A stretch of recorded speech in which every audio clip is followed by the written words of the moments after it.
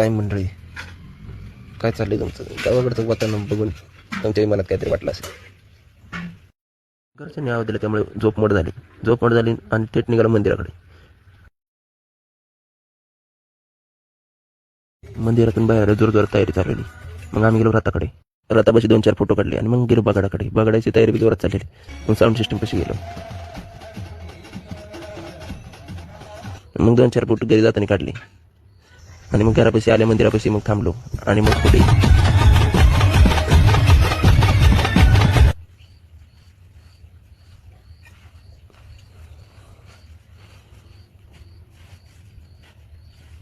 आणि इथं कसं पोत्याने गुलाल उधळतात त्यामुळे विशेष हाडमध्ये असतोय.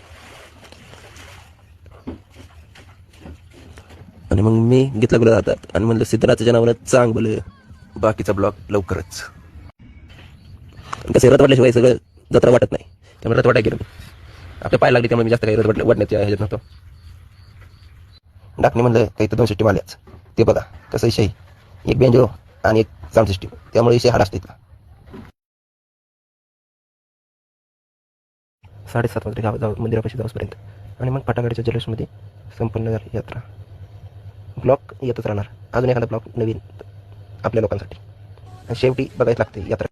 बाबाईची हाक ऐकली देवान, सत्वर रणी दाबला, उभा ठाकला खडक त्रिशूल घेऊन, रत्नासूर बारीला, ये डोंगरात नांदतो अन संकटात तारतो.